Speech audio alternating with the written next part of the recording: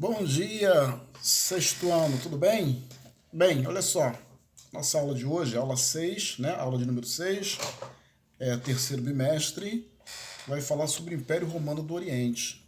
Ok? Império Romano do Oriente é a parte que foi dividida, né? Porque era só o Império, e aí foi dividido o Império em duas partes: Império Romano do Ocidente e Império Romano do Oriente. O Império Romano do Ocidente, a capital é Roma, né? Onde é hoje a Itália. E o Império Romano do Oriente ficou como capital Constantinopla, né? É a cidade de Constantino, onde é a atual Turquia, né? A cidade de Istambul, na Turquia, que faz a fronteira entre dois continentes, o continente asiático e o continente europeu. Né? É a única cidade no mundo que está entre os dois continentes. Né? Então, o Império Romano do Oriente, né, era chamado de Bizâncio, né, que era uma cidade grega fundada no século 7 a.C., dominada pelo Império Romano em 146 a.C. Como vimos, ela tornou-se a capital do Império no ano de 330.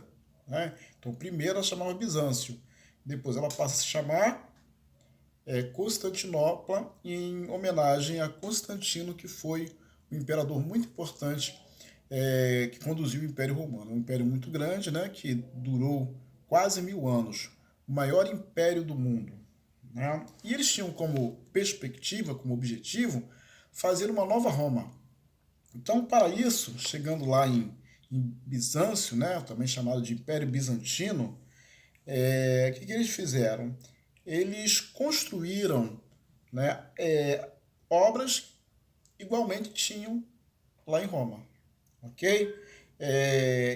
Que eles fizeram? Né? Fizeram construção de aquedutos, que é chamado, e fizeram banhos públicos, né, para as pessoas se banharem nas praças, teatros e igrejas cristãs, ok? Bem, no governo de Justiniano, né, a parte oriental do Império Romano foi menos afetada pelas invasões dos povos germânicos. Então, os germânicos eles tiveram forte influência para a decadência do Império Romano, para a crise. Segundo a aula passada, nós passamos por essa crise do Império Romano em função da dificuldade que tiveram para continuar as invasões. Né?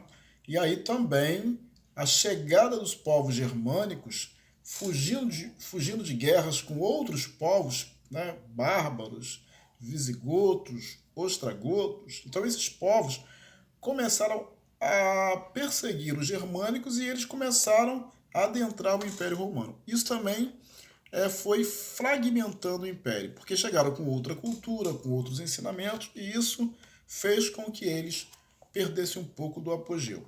Né?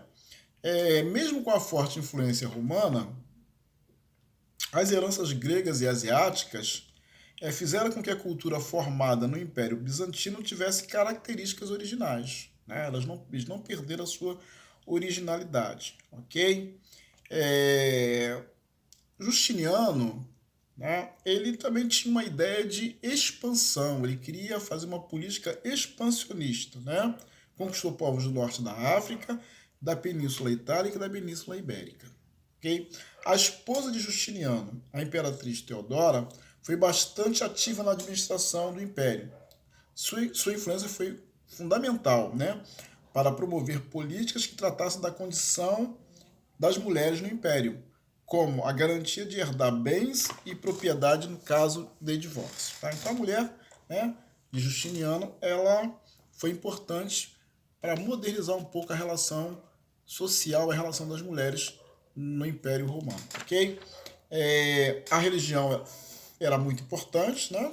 Porque logo em seguida o Império Bizantino adotou o cristianismo, né? E adotaram imagens sagradas, né? Que estavam presentes nos lugares nas cidades romanas, eles trouxeram também para as cidades bizantinas, né? A cultura bizantina logo foi também modificada, por quê? Porque eles criaram uma cultura própria.